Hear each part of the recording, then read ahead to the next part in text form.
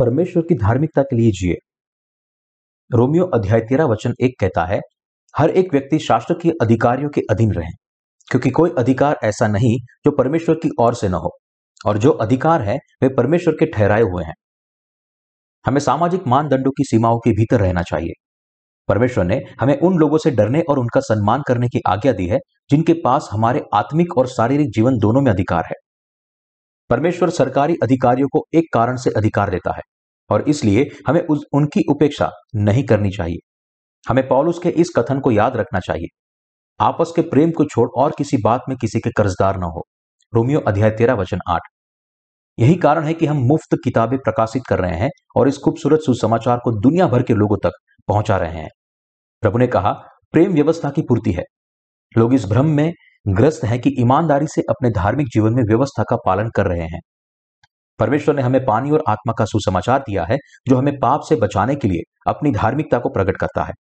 हमें पानी और आत्मा के सुसमाचार में दिखाए गए परमेश्वर की धार्मिकता पर विश्वास करने की आवश्यकता है। इस सुंदर सुसमाचार को फैलाना जो हमारे प्रभु ने हमें दिया है, वास्तव में दूसरों को जीवन देना है, क्योंकि यह लोगों को उनके सभी पापों से बचाता है। हमें यीशु मसीह के द्वारा प्राप्त प्रेम के अलावा किसी और चीज का कर्जदार नहीं होना चाहिए। यह समय हमारे लिए जागने का समय है। वचन 11 कहता है, समय को पहचान कर ऐसा ही करो, क्योंकि अब तुम्हारे लिए नींद से जाग उठने की घड़ी आ पहुंची है। क्योंकि जिस समय हमने विश्वास किया था, अब उस समय के विचार से हमारा उद्धार निकट है। जब हमारे दुर्बल शरीर बदल जाएंगे, तब हम मसीह के साथ 1000 वर्ष तक राज्य करेंगे, अर्थात जब हमारे शरीर भी छुटकारे को प्राप्त करेंगे। हम अपनी पीढ़ी और नूह की पीढ़ी के बीच समानता देख सकते हैं। विश्वविद्यालयों में समलैंगिकता की एक नई लहर दौड़ गई है। यह दुनिया कितनी दुष्ट है कि एक आदमी सिर्फ बहुत देर तक पेफोन का इस्तेमाल करता है, उसकी वजह से दूसरा आदमी उसे छुरा घोंपता है और मार देता है। इस पीढ़ी में कई ऐसे क्रूर और बुरे काम हो रहे हैं। हमें यह समझना चाहिए कि अब समय आ गया है कि हम जागे। हमारे प्रभु के दूसरे आगमन का समय बहुत निकट है।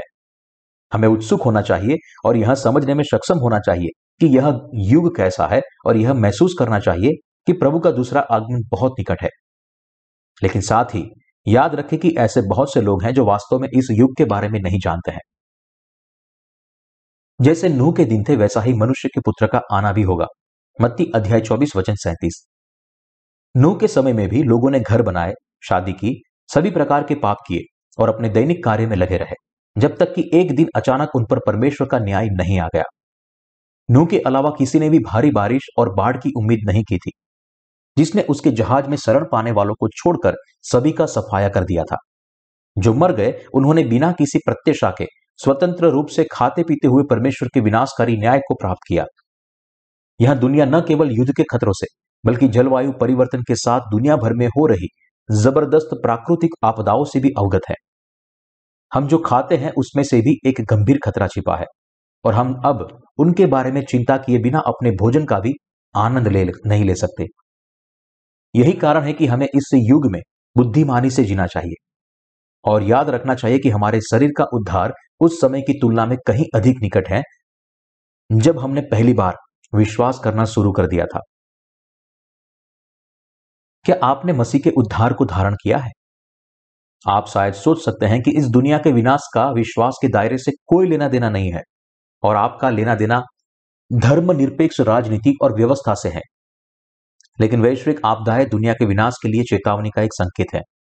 यह दुनिया जल्द ही अत्यधिक आर्थिक और पर्यावरणीय कठिनाइयों का सामना करेगी। बाइबल हमें बताती है कि जैसे जैसे प्रभु का दूसरा आगमन निकट आ जाता है, तब हम आपस के प्रेम को छोड़ और किसी बात में किसी के कर्जदार न हो।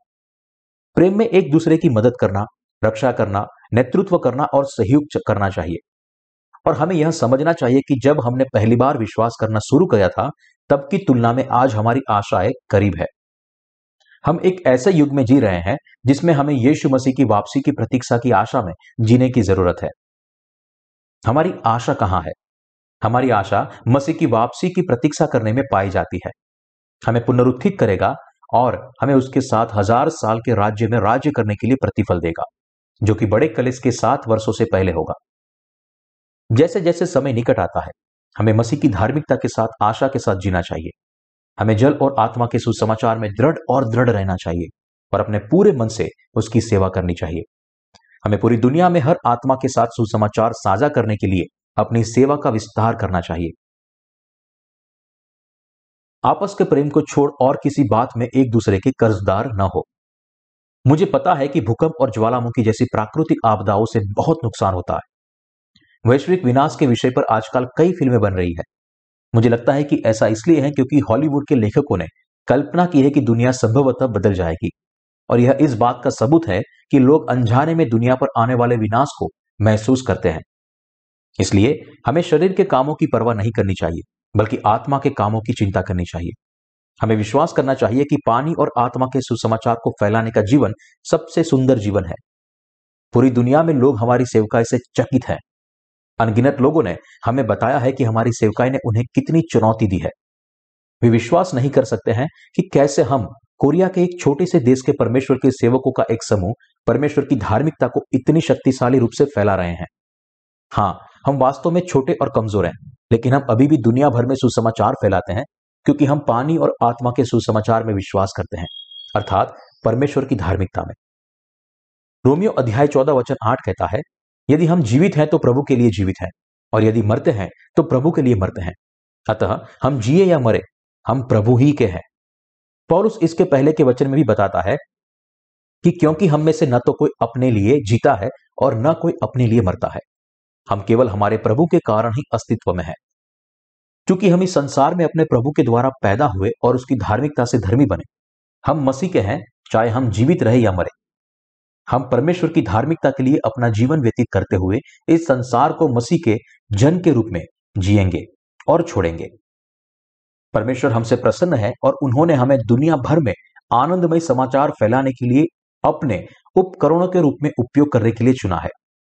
इस प्रकार उसने हमारे लिए सुसमाचार प्रचार का महान द्वार खोल दिया है। उसने हमें हर देश में पैदल गए बिना किताबों के माध्यम से सुसमाचार फैलाने की अनुमति दी है।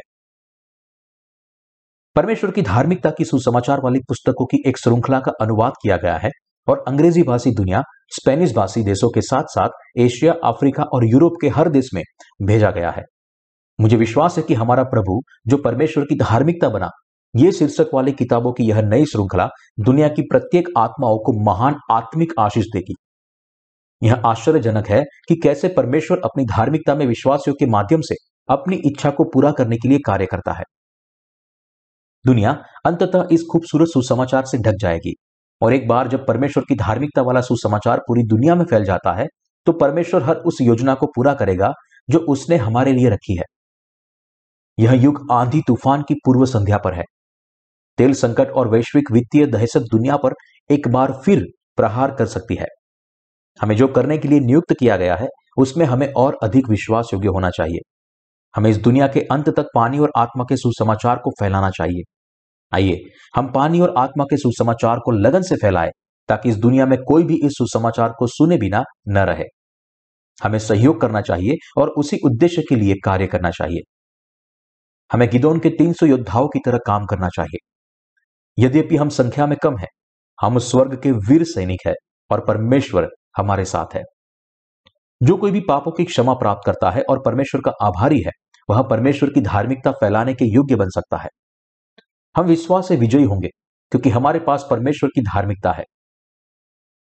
जो लोग परमेश्वर की इस धार्मिकता में विश्वास करते हैं वे हमेशा आत्मा के कार्य का अनुसरण करते हैं और आत्मिक कार्यों पर अपना लक्ष्य निर्धारित करते हैं। मैं प्रार्थना करता हूं कि परमेश्वर की धार्मिकता आप पर बनी रहे।